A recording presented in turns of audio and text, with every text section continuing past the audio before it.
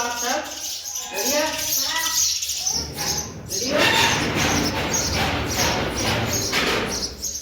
तो आपको मैं आज दो कहानियां सुनाऊंगा, ठीक है?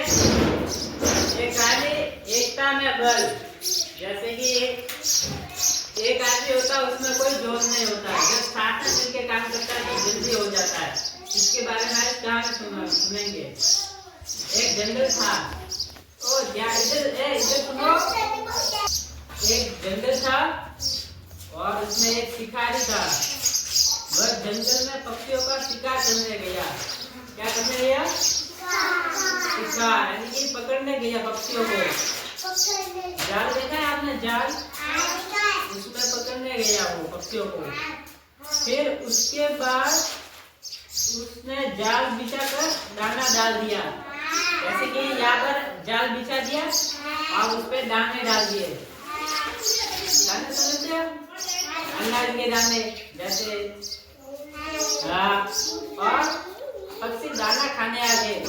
पक्षी उड़ते थे बगीचे में या जंगल में, वो दाना देखा और वो दाना खाने आ गए जहाँ पर उसने शिकारी ने जाल बिछाया हुआ था। तो वो जाल में फंस गए। कौन फंस गए? पक्षी। जैसे चिड़िया है, तोता है, जैसे वो इस जाल में फंस गए। और एक बूढ़ा कबूतर ये सब देख रहा था। एक कौवा आप जानते हो? वो काला कलर का होता है, वो सब पेड़ पे बैठा हुआ देख रहा था। तो वह बोला कि सभी मिलकर एक साथ जाल लेकर उड़ जाओ। तो बहुत सारे कौवे थे, उन्होंने एक कौवा जाल इस कोने से पकड़ा, एक ने इस कोने से पकड़ा, एक ने इस कोने से पकड़ा और एक ने इस कोने से पकड़ा, ठीक है? तो सभी एक साथ जोर लगे और जाल लेकर उड़ गए। चारों कौवे ने जाल एक साथ उड़े और आसमान में उड़ गए। शिकारी देखता रह गया, लेकिन शिकारी के हाथ में कुछ नहीं आया। उसने जाल बिछाया था, जाल भी लेके गया।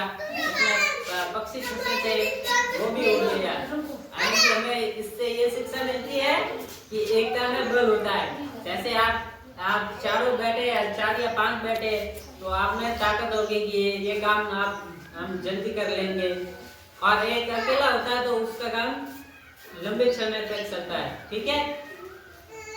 तो अब हम दूसरी कहानी सुनेंगे और आपको एक और कहानी सुनाऊंगा, एक लोमड़ी और कौवे के बारे में, ठीक है?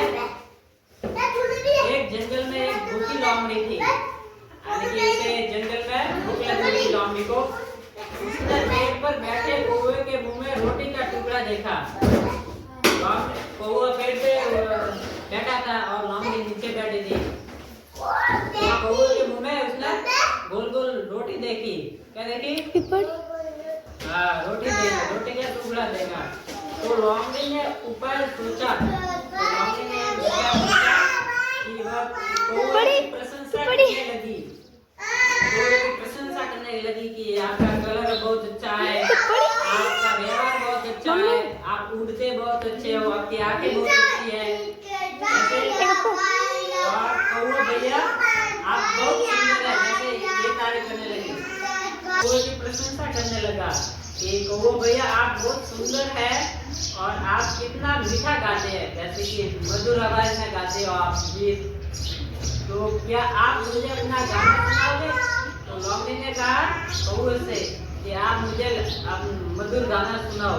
कौवे से कहा, तो कौवा खुश होकर गाना गाने लगा। कौवा खुश हुआ और वो गाना गाने लगा मधुर आवाज में।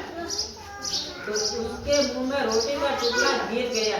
जैसे उस कौवे ने गाना गाने के लिए मुंह खोला तो उसके मुंह में जो रोटी थी ना, वो उसके मुंह से नीचे गिर गई। तो चतुर लोमड़ी ने रोटी का टुकड़ा उठाया। जैसे ही कौवे के मुंह में रोटी नीचे गिरी, तो नीचे गिरने के तुरंत ही लोमड़ी ने रोटी का टुकड़ा अपने मुंह में ले लिया। तो और वह चली गई और रोटी का टुकड़ा लेके वो चली गई और कौवा देखता रह गया। इससे हमें क्या शिक्षा मिलती है?